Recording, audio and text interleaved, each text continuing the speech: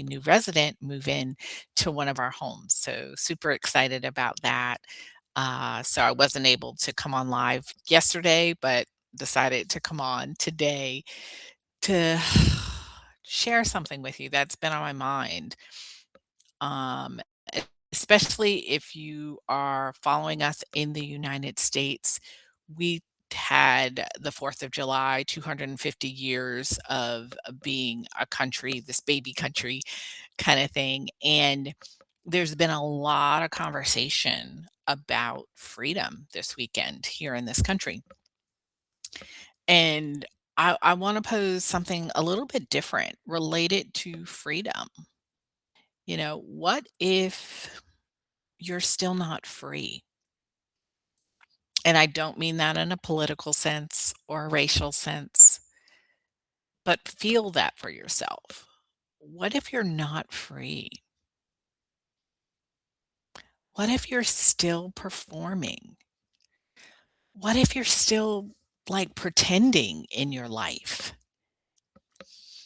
And what I mean by that is like, what if you're acting like to everybody around you that you're fine, or you're living your life pleasing other people, making them happy, not rocking the boat, not wanting to cause waves? Or what if you're trying to get it all right?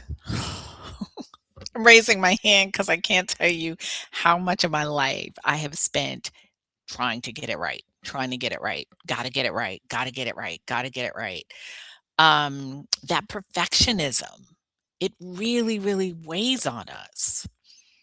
And those of us who call ourselves the strong one, and can identify with that, it's like you're the one that everybody relies on. You're the one that people depend on. You're the one that kind of carries everything, and even other people too. And what if you've been playing this role for so long, but you're exhausted? You can kind of feel like you're locked in and you're not free. And it causes you to pause, to say, how did I even get here? How'd this even happen? Because my guess is if you're like me, you probably have spent, your childhood not dreaming of what your life kind of looks like now. It probably looked a little different when you dreamed it as a little girl. You dreamt of something very different. You didn't dream about what's going on for you right now. And so if someone asks, how did you get here?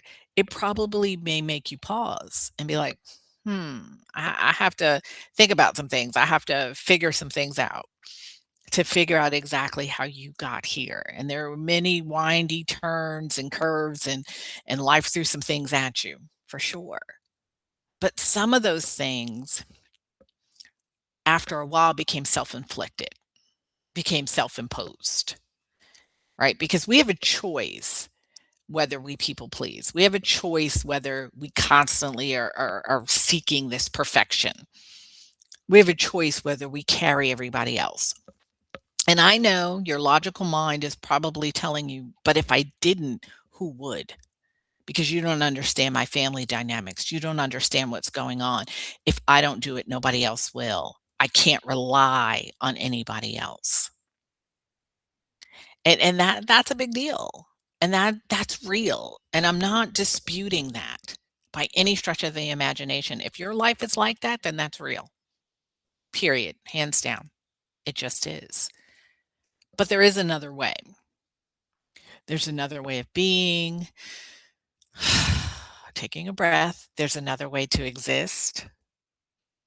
There's a way to find joy in this life, even with everything else in this world going on. There's ways to find joy. There's ways to find joy with yourself and maybe even some people around you. But it does take a little bit of work, because if you've been the strong one for a long time, like I have, it takes some work to peel through the layers, to get rid of some of the roles and the things that I identified with that weren't serving me, that weren't good for me. And so, because of this, because of what I've experienced and what I've been going through and what I've learned, I've created this space, these circles for women, and I have it online, so it's virtual. So, those of you who don't live near me, you can absolutely attend. And I have kind of fell in love with them. Really, we've just started this summer and I absolutely love them. And I created this sacred space so that you don't have to pretend, you don't have to perform. You just get to show up as you, no matter what that looks like that day. You can be happy, you can be sad, you can be angry, you can be full of grief, whatever it is, it doesn't matter. It's a place where you get to belong. It's a it's a place where you just get to be you, whatever that means for you, that moment, that day. That's it. And so I've created another circle because that's what we did a couple weeks ago, and that was fun. So now we've got new moon energy coming in next week, and I've created a space for that. But that space is a little bit different because I know our culture, especially here in the United States, is all about setting goals. What do I got to do? What do I got to do? What do I got to do next? The long to do list, the keep it moving, the hustle mentality, all that stuff. Some of that stuff really makes me cringe and gets under my skin. And one, I don't want to do it because it's exhausting. It really, really is exhausting. And it doesn't bring me joy. So if it brings you joy, keep doing what you're doing, knock it out. But if it doesn't bring you joy, I've created this other space where what we're doing is connecting to who we really are. That's it. You don't have to fix yourself. You don't have to perform. You don't have to pretend. You don't have to be like me. You get to be you and you get to figure out, how do I want to connect with myself? How do I really want to be? Because here's the deal, you are the authority of you. And we don't say that enough. We've been in this old era for so long of looking for influencers, looking for leaders, looking for other people to tell us kind of what to do or lead us or guide us. And for those of us who've been the strong ones, that's kind of how we got into some of the some of the mess we've gotten into. We did what other people said and it really wasn't in alignment with us. And now we're stepping into this new era where we're the authority of ourselves, where alignment is most important, where real joy, not the kind of material things and all that that comes and it's temporary, but the inner joy that no one can take away. The one that's rock solid, really, really grounded. So I've created that circle. And that circle where you're going to connect with yourself is happening next week. It is going to be on Monday. If you're interested in getting that information, send me a message and I will send you all of that information. I have 2 segments of that going on online. The first segment is for those of you who are new to me, who aren't sure about the new community that I am creating. You can come in and do it. It's a complimentary 1-hour session. And then those of you who are part of my community, we go in a little deeper. After we do the 1 hour, we go in a little bit deeper after that. So if you guys are interested, definitely check that out. You guys who are part of my community on Substack, I love having you guys there. It is awesome over there. Those of you who are seeing me on other platforms, come to Substack. Check me out.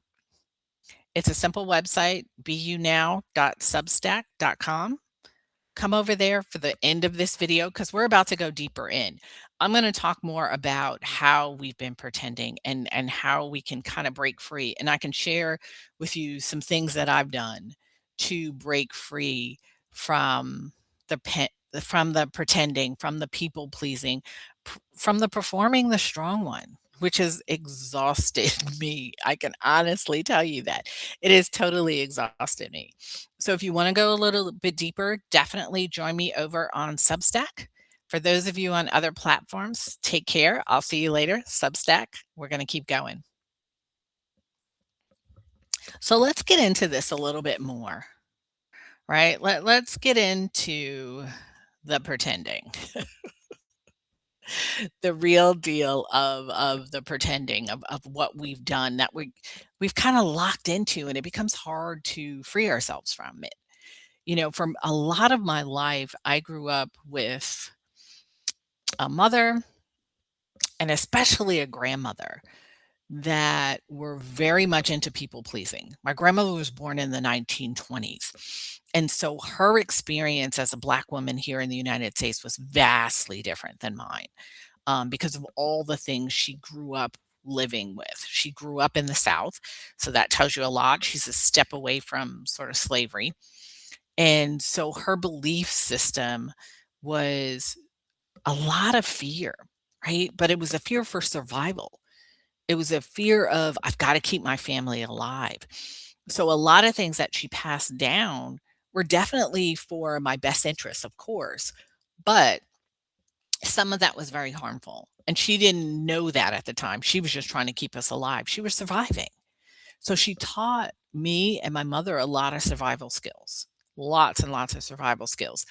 But at the same time, those survival skills didn't help us thrive, didn't help us believe in ourselves, had us constantly questioning who we are.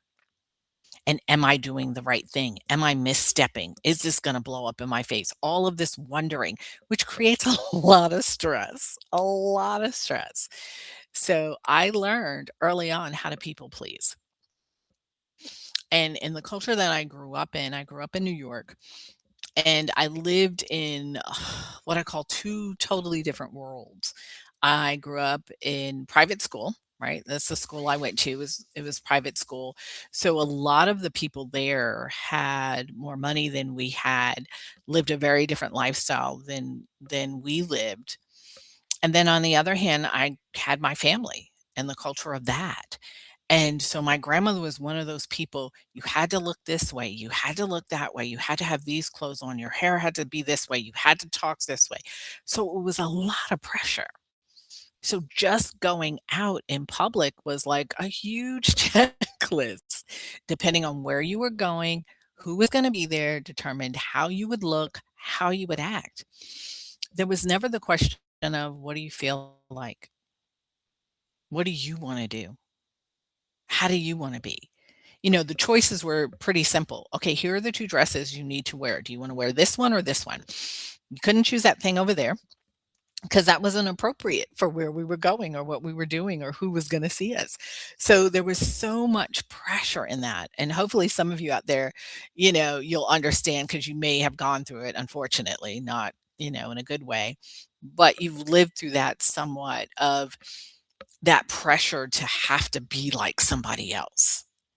And so growing up with that all of my life, it took a lot to shed that to just be me. Like me sitting here online with this tank top, my grandmother's probably turning over in her grave right now because I'm online and I don't have all of these primps and press and all this stuff done. And I'm just coming to you as I am on a Tuesday afternoon before I get into cooking and doing the next phase of what I've got to do today.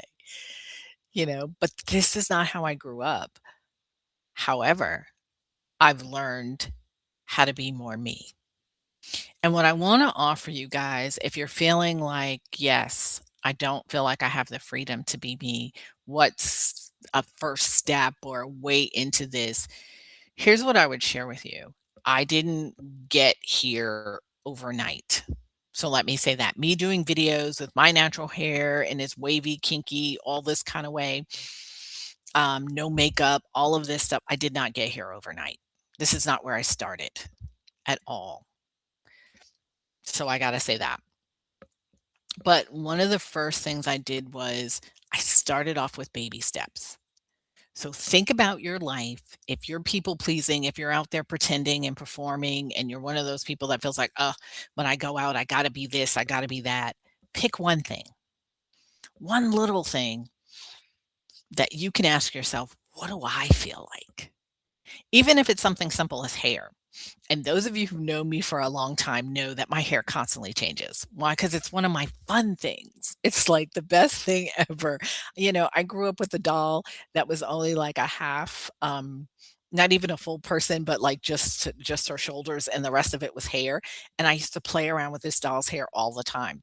I never realized that that was gonna be me one day, that I'm playing in my hair all the time, but I absolutely love it, and I think it's fun to play in hair. So sometimes you'll see my natural hair. Sometimes you'll see me with extensions and braids and curls and wigs and all of this stuff, my hair wrapped up, whatever I feel like. But it took a moment for me to do that. Took a moment. Even color sometimes. I'll play around with color with the fake hair because I like to, because I think it's fun. And it's a way of just being me and asking, what do I feel like? And if you can't be that bold, because let me tell you, I didn't start off with hair. What I started off with was color in my clothes. Most of my wardrobe was black and white because I grew up in an era too where you had to be a certain size and look a certain way, and black was slimming. That's what I grew up with.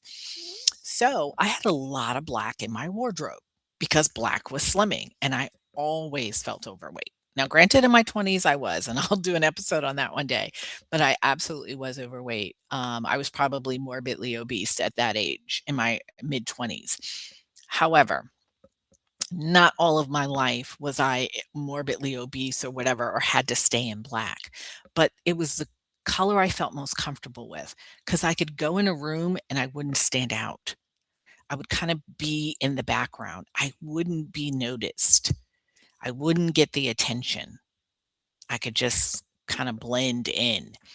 And so for me, I started off with color and I picked a shirt that was not black, was not white, but it was a vibrant color. And decided to wear that with friends. That's the other thing. To be bold, sometimes people ask you to do these hugely uncomfortable things, and you might not be able to do that, and that's okay. Start with a little thing in a safe place. You do not have to always like that no pain, no gain kind of mentality. We don't have to do that. We can be loving to ourselves. We can be gentle to ourselves. We can do things under grace. You deserve it. Think about the little babies. Like if you saw a 2-year-old, 3-year-old, you wouldn't be yelling at them, "Oh, get it right, get it done." No, we would have grace. We know they're learning. They're going to make mistakes. You're doing the same thing. You're reprogramming yourself. You are shedding those old identities and coming home to who you really are. And that's a step-by-step process. That's not a, "Oh, I'm gonna just jump into it and I'll be fully me and fully accepting," when I've had years of 20 or more years, 30 or more years of living this way. It doesn't just happen that way. So give yourself grace. Hear that. Let that land for you.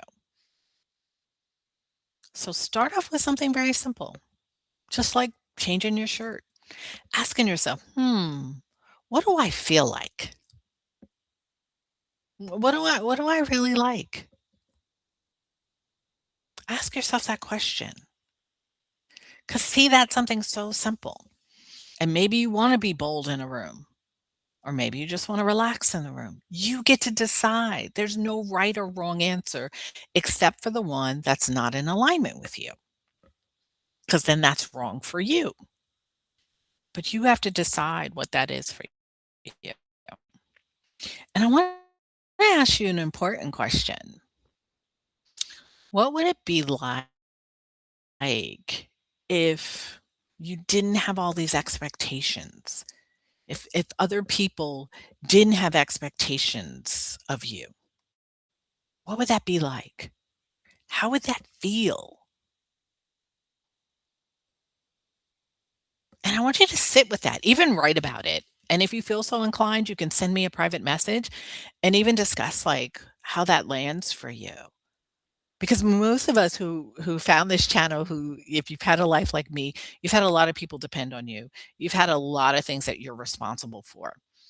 And so what would your life be like if you had that freedom? If you didn't have all of these expectations and things and people kind of pulling on you, what would that be like? Think about that. And like I said earlier, if you guys are inclined to join the circle, by all means do it. It's one of my most favorite things to do. I absolutely love sitting in community with women who are on their sacred journey and care to share their wisdom and be vulnerable enough to be like, "Oh, wow, I just figured this out." And that's hard because our society says we should know it all, right? We should have it all together, especially at this age, whatever this age is. But in circle, you don't have to. You don't have to have it figured out. You don't have to have all the answers. You don't even have to exactly know why you came. You just have to show up. That's it. That's it. And connect to yourself. That's the beautiful thing. We're going to use what the divine has already created, that energy, and we're going to use it and harness it to guide us back home to who we really are. Have a phenomenal week, and I hope to see you guys on the circle at the circle. And the circle is online, like I said before, it is online, it's virtual. So if you are interested, send me the message. I will send you the link so that you can register and you'll get all the information. Take care.